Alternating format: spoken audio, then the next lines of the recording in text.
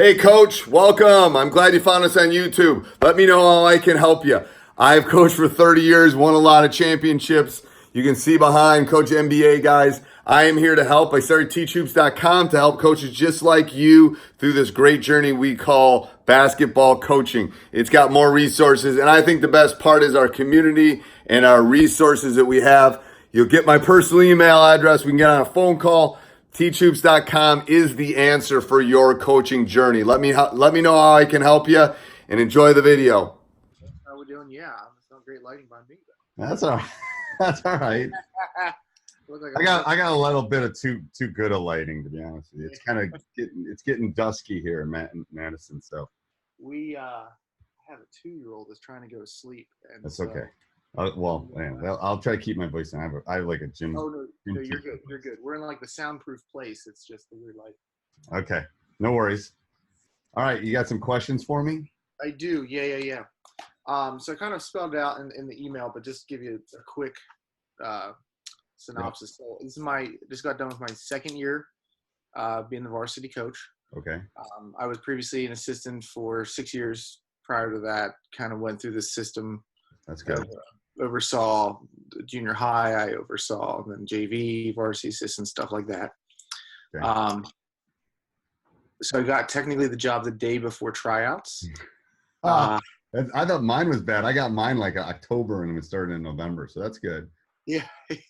There's a blessing sometimes. Yeah, it was because this year I realized how much I didn't know my first year. Yeah. Which was alarming in itself. But yeah. So anyway, so we've historically been a underperforming. That's not true. We just haven't had talent Okay. the whole way through. Yep.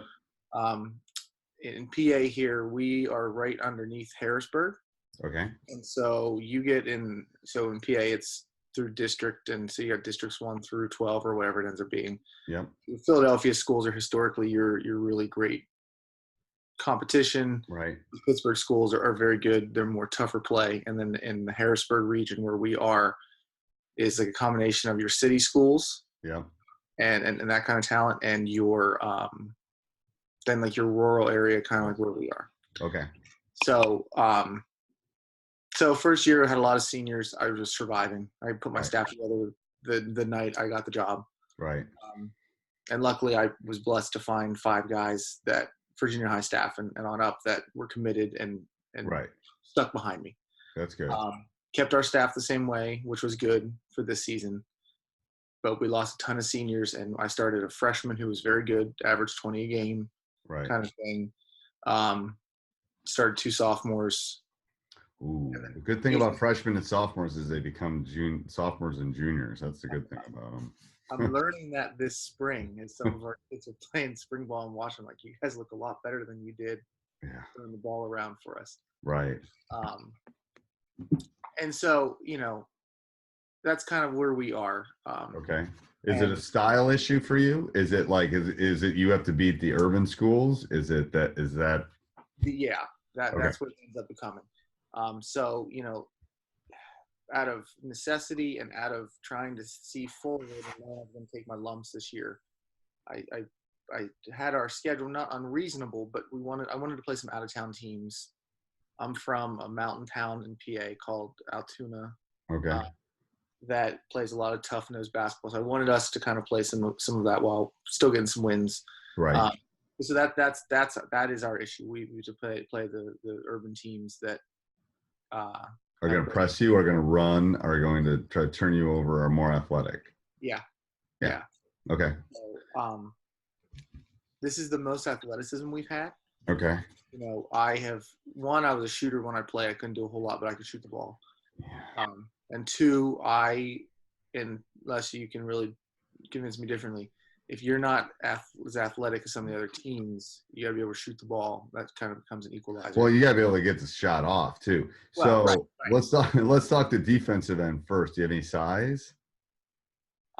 So this year I'm a lot of guards. This upcoming a lot of guards, small forward, heavy. I've got 2 big kids. But neither of them are going to be ready to play big minutes. Okay. So what are you thinking defensively? I know what I would do, that description. So switching man-to-man defense with this is going to sound backwards. My assistant is really trying to turn me into a 3-2 morphing 2-3 because I've got great anticipators and rebounders. Yeah, it's the zone you're talking about. Zone. I'm sorry, zone. Yeah. So. Yeah. Okay. What would you do? I mean, any zone becomes a 2-3 when it gets below the free throw line, so that's fine. If the 3-2 morphs into a 2-3, that's right. Most of them do anyway. We've tried like a traditional 3-2, and it does morph, but like. Are your guards athletic? Can your guards keep people in front of them? Half and half. Okay. Have you thought of pack line? So you've been sending out some stuff recently, and then obviously with Virginia, UVA doing well, and we're not doing well, winning, and all that stuff. Well, I've started getting into that. Yeah. So. Because you can be aggressive on the ball with pack line. I mean, I'm not saying I zone too. Don't get me wrong. I run a matchup and blah blah blah. I'm just saying you might want to pressure the ball. Are the teams that you have to beat? Are they good shooting teams from the outside? Kind of like half and half. Yeah. Half and half. So that's where if you can pressure the ball and protect the paint, that's a really good thing. The only problem I have with maybe just packing it is. Rebounding is a little bit of an issue depending on how your matchup is, but then, teams can get hot if you're not pressuring the ball. So that, I mean, I would look at some options. I'm also a big believer. I was just talking to a coach yesterday about this, that I'm a big believer if something's not working, have some things in your arsenal, in your tool belt too. So, have your matchup, have a pack line, have, a triangle into something where if they're in the urban schools that I have found, if you get them out of rhythm, that's the big thing. You just can't let them get into a rhythm. They get into a rhythm, then that causes problems. What are you thinking offensively? I've really dove into read and react. Okay. A lot of reasons, but one of them being, so I am in that same struggle that I read that other kids won't play pickup. So our kids will play pickup with the really bad old historical Dusky kids that doesn't help them. Right. So I've got a young assistant that's taken them up to the city a couple times. Okay. I've talked with parents this off season, my meeting with them of, I will take them up there. I will go and I will sit and I'll do my master's work or something, but there's value in learning some of that. But our guys just don't know how to play basketball. Right. Like, I tried doing a traditional motion offense last year, and it got better. Right. It got better, but I really like read and react. I do too. Especially you got some shooters, and you can tweak read and react where, you can put a little dribbling attack on it. You can, if you play one of your bigs, you can put them in the elbow or the high post. So how are you going to score points? So I've got a soon-to-be sophomore point guard that's probably going to move a little bit to the wing because I've got a rising junior that played with him whenever they were on freshman basketball, and Nick just wasn't physically ready to play varsity basketball this year. Okay. So he is a 20-point scorer. He can create, he can shoot, he can do those different things. I've got 3 very good shooters that we've worked really hard on getting yourself set and ready to shoot. Like everything gets done before you get the ball to shoot it. It's a Steph Curry thing. The shot is there's preps before you get the ball. Yes. Yeah. One of them played varsity last year. Okay. And he averaged 12 a game, something like that. The other 2 played JV and one I don't know if you remember the Crispin brothers. Mm-hmm. The one shoots exactly like Crispin brothers. The ball goes a mile into the air. Yeah. And it looks weird, but doesn't matter if it goes in as long as he's practicing it out. To a certain age, if it goes in, don't mess with it. Yeah. So those 3 can score that way, and then I've got 3 really athletic kids. One is a traditional football player that is just this freak athlete. Yep, and you want to make him your defender. Like he's got to be your lockdown guy. So the football athletic guy, I've had like 2 or 3. I've had 3 NFL guys come through my program, and every one of them has been basically you stop that person. That you don't have, we'll get you your 6 to 8 to 10 points because you're just an athlete, but Yeah. you go stop them, you know. That and you got to get them to buy into it, but once they buy into it, the other team, it's like, holy crud. So if you can do that, that'd be very helpful. And he was on a freshman team that so Jarris Walker, who now was a sixth man for IMG, came Right. from our high school, and so I couldn't not keep him whenever he was in junior high. Right. I knew he was eventually going to go somewhere, but it was good for me because they learned how to win. Right. One of the things I'm fighting is winning culture. So, Non-conference schedule, baby. Go get some wins. That'll help. that's what we did was like, yeah, we got some of that this past season, and we look good for next year in terms of that. Like a couple teams that aren't going to make us any better, but they got us some wins. Then that doesn't matter when you're building a program. You got it. There's a huge psyche going on too, so that's okay. Yeah, I mean you have to make them better in practice, and you have to demand more. Like when you know you're going to beat a team, then you can be more demanding as a coach too. Like, why didn't you box out? I pulled you out. You can expect more from them at that point, even than in an intense game in a lot of ways. So that's where you maybe have to raise your bar when you're playing one of those teams, because you're going to win probably and get the W, which is good for their confidence. But then you want to we want to get better. It's a stepping stone thing. So we had two teams that are going to be down next year that we needed 2 games. My AD kind of went rogue, which was a different issue. So we ended up going to the state semis and quarters, these 2 teams. Well, we ended up taking them to 3 points and 5 points. Okay. Home, 1 on the road. So while that wasn't a win, it was good. It was a win. Right. Like, historically, we would have lost by 35 points. Right. So mentally for a young team, that's not bad. Yes. Right. So, but I'm trying. So read and react is what we're going to focus on, and so, I mean, we could get deeper, and I don't have enough time to ask you all the questions I would have for that. But how I'm starting on it is giving them rules. Yep. So like we're in some of the 4-0, 5-0 stuff that we're doing this spring for spring basketball, because we're allowed to do that in PA. Okay. We're going into, Mike, football player, once you cut through, you are to screen away and post up or come across. The shooters, I'm having them, this is the simple things of, okay, your role is cut through. If you don't get it, screen. Are you making roles for individuals or making roles for the entire team? For individuals. Okay. That's a little bit more complicated. So, how so? Well, I would just, if you, that's why you want to read and react. Like if the guy turns his head, you back screen, or you back cut. If he does this, like if the ball goes from the top to a wing, you should do one of 3 things. Screen away, cut to the basket, replace, or something.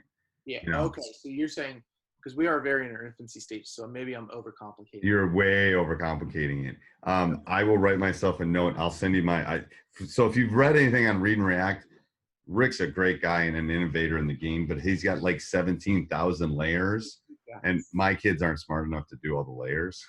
Yeah. So we've simplified it to like 5 or 6 layers, and that's it. And then we work on 2 of them and we're good on, and then we add another layer.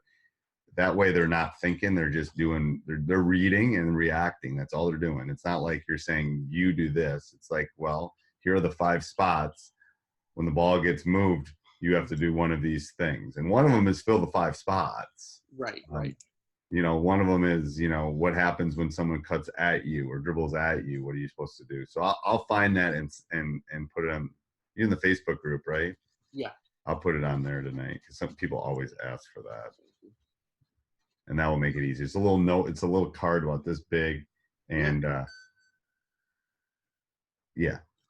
Cool.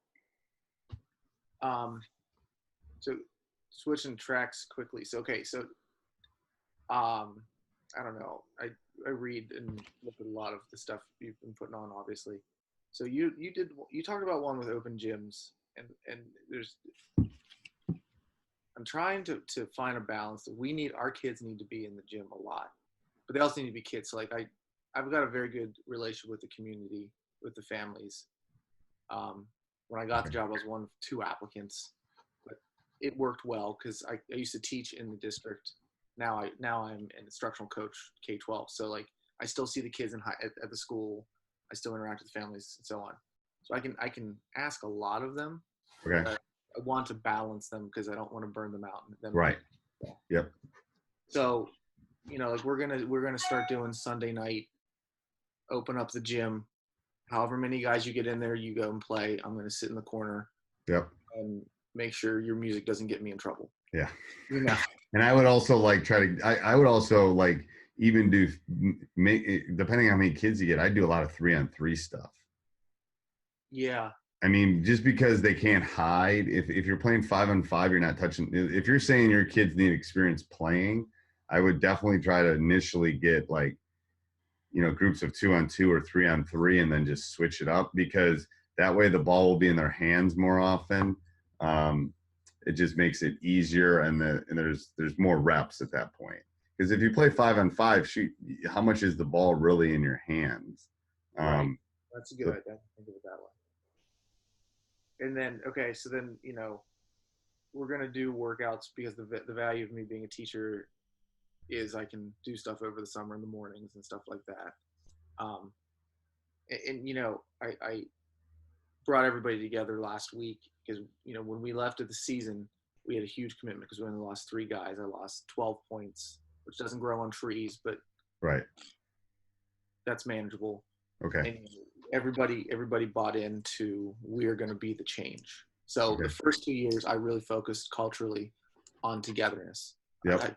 I think the world of the guy that was previous to me, but John was a very old school coach. Yep. And it was very dictatorship like, and that just doesn't work for anyone, especially now. Now, and the thing is, there's a time to be a benevolent dictator, but there's also times where when it doesn't matter to me, I basically let them choose, Yeah. kind of thing. And so we program from youth on up Okay. has been about togetherness and you're in it for each other kind of thing.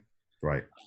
And that's done us better than like I would have loved just to focus on, well, let's win, but we had to be able to be behind each other's backs before we could do any of that. Right. I agree. And that was frustrating because I can't stand not winning consistently. I know it takes a while though. I mean, I like I've told a lot of people, it's a good 5 to 7 years. It's a good 5 to 7 years. So it's funny you say that because my AD just we were talking and him and I used to be friends before he was the AD. Not that we're not friends now, but it's a weird kind of thing. Yeah. And he was like, buddy, it's 5 years. You got to stay with me for 5 years. You got to go through the ups and downs.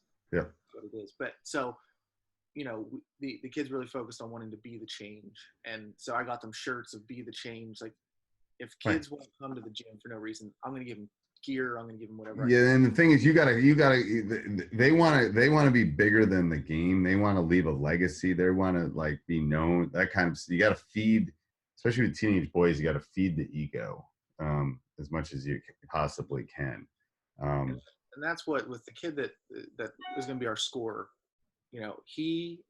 whenever Jairus was getting courted by all of these schools, he was getting, looks and all that stuff. So now he likes the attention. Okay. So I was talking to his dad and him, like, I was like, you can be the change, like you can affect real change. Right. You can be the guy they talk about 25 years from now. That can be you. Yeah. Yeah. Kids like that stuff. Feed them. Feed that monster. I'm cool feeding them that. So that I have no shame in that. Yeah. Yeah. And then he'll pull other kids along with him. That's the thing, is you got to think about who can, all my great teams had a leader or two, but they had other guys that just kind of, and they would pull the other people along. And that's what's nice. Like I'm in that sweet spot of, I think we can do that because I've got 2 or 3 kids that I taught, and I know their families very well, that just, they're like Rocky. They get hit and they look at you. They get hit, they look at you. And that's what we have not had. Right. Because before it was, they score, they go on a run and the heads go down. Yeah. And it's like we've been here before. It's going to happen again. We've all had teams like that in our conferences. It's like once you punch them, they're not getting back up. Right. Yeah. So like, we're doing the workout stuff. We're doing summer league, and I'm dancing around 2 summer leagues. I don't want to overplay them. No, don't overplay them. Okay, Don't so overplay them. so you don't even think one summer league and team camp is a bad thing, even with under. No, I think it's fine as long as they're doing stuff together. Yeah. You know, no, I We do mean, a lot of team bondings. yeah, we just had we were going to go a tournament and we just had something happen and one of the tournaments isn't happening. We're not going to replace it. It's like, well, we'll just let the kids rest. That's fine. Yeah. They're playing plenty. That's not an issue. No, that's good because like I worry about that, but then Yeah, it's kind of like keeping up with the Joneses, you know, it's like that kind of thing. And it's like sometimes I think it's better if they have their legs. Yeah. I really do. Okay, no, that's good because that kind of reaffirms me. Okay, so then one of the other things, again, I don't want to be like the guy that brings your dad to the party. So I value being a professional developer for a district, like giving people books, articles, videos. Yep. How much do you do that in the off season, throughout the season? And how, like, do you individualize that? Do you To the not do- players you talking about? Or to the players? The coaches, I feed them a lot of things. Well, I give my guys off, like I have my meeting tomorrow morning and I literally have had, other than them coming in and getting food out of my room, I've had very little. I back off and so it's starting tomorrow. They'll get little reminders and things. I don't do, if you give it to them more than once a week, they'll ignore you. It's that's kind of been my rule of thumb. Yeah. But if I send something out once a week, just, you know, remember blah, blah, blah, this, or read this, they'll do it. Anything more than a week, teenage boys. Right. And the thing is, you have to maybe send it and then remind them the next day, hey, remember I sent this. And I'll grab them in the hallway. I mean, I see my guys all the time. So, Same. hey, what'd you think of that article? Or what do you know? And some of it's about the NBA playoffs too, you know. Right. But I'm talking about stuff that's pertinent to them too. But yeah, do not overfeed teenage boys. You can in the season when you have their attention more. Right. But in the off season, no, don't overfeed them. Once a week would be the max. Well, that's kind of what I was thinking. A good friend of mine is in a different school. He's smaller, and he's like, I can't send them anything, or they tell me it's weird. Right. And I kind of want to find that balance. Like, yeah, it's just enough. And some of it's funny. I'll just send them one week. I'll just send them a meme or something. It was just something stupid. So they'll you know, I don't care if they laugh at me. It's like whatever. Yeah. Well, and like a lot of my stuff that I want to do with them is more video based. Right. Yeah. Because that's like they sit there and they watch YouTube all day long. Oh yeah, they watch YouTube and Netflix. It just sucks the battery on there. Yeah, that's why they. So if I can show them a Damian, you know, Lillard highlight for my scorer, and that's productive for him. That's on my docket actually for as soon as school goes out, because I got this. I'm gonna do this whole like, here's what you should do every day for a calendar year. Like send this video, do this. So it's like, okay. Yeah, it would be nice, but I just haven't had time to do it. So are you saying you're gonna do that with your guys? Or you're gonna send that out to? I'm gonna put that on the website. Yeah. I don't even know what I'm gonna call it yet. Maybe Leadership 101 or something. And then here's what I do week 1. Here's what I do and I'm gonna start it because I've already done it for my guys. And I'm just gonna, here's what I do, and then here are the things. And sometimes it's just a article, sometimes it's a video, sometimes it's you know, something funny. So you won't have to think a lot. Yeah. All right, last question, Coach. I got to go. I got one in like 3 minutes. Yeah, I appreciate you doing No this. worries. Okay, so last thing. So, and this may be too long. I'm looking at building a roadmap of skills and absolutes for my entire program. So, like, I have my meeting with my coaches, with my youth coaches. I run a youth clinic and show them skills. I give them some different things offensively that they can do, because I ask them not to run plays. Right. Unless they, you know. I kind of go with, if you have a play you like and it excites the kids, do that. But, you know, right. I don't want you to run plays. I want you to run man-to-man, teach those different things. And we do that the whole way up through. Our junior high is a little bit more connected than some of the other schools. Okay. So, like, have that kind of stuff. I'm having a hard time with the structure of what that looks like, and maybe I'm overcomplicating, which is probably exactly what you should think of it as a practice plan rather than a roadmap. That's what I would do. And it's like, here's what we want in our practice plan. It's like a lesson plan. You you know, you could do it as a road if you wanted to, but I think a practice thing would be like, here's our pillars for offense. Here's our pillars for defense. Here's our pillars for academics. Here's our pillars for community. Here's our pillars for this. And every practice, if I walk in, I should be able to tell it's one of our youth practices or one of our things, because it's going to have these 6 pillars, you know, man to man, whatever it is. So yes, I would, and I can look at it. If you do something, I'll definitely look at it for you, but don't kiss it, baby. Keep it simple, stupid. I mean, people aren't going to read it if it's complicated. So that's why it's like boom, boom, boom, boom, boom. And then then you'll always get the eager youth coach, or you'll always get the eager one that wants more, and then you just feed that monster. But you got to think average, like teach the middle kid, and the middle coach or the middle youth thing is not going to want all that information. They're going to want the basics. Yeah, no, that's exactly what I needed, because I wasn't thinking of it in that sense. Yeah, you just keep it simple. Trust me, my first thing for my first youth program was like 97 pages. No one read it. That's like I was starting to put stuff together. This is too much. Nobody's gonna read it. Nobody's gonna read it. They got life. People have life going on. They're not gonna read it. So it's like if you can't get it on one sheet of paper, it's too much. That's a good way of saying that. Yeah. Okay. All right. We'll talk, Coach. If you get that together, I'll look at it too. Thanks, Coach. I really appreciate it. Yep. No problem. Talk to you soon. Bye. Yep. Bye. Hey, Coach. Hope you enjoyed the video. Let me know how we can help. Make sure you join teachhoops.com up above and down below. It is a great resource. It's a community.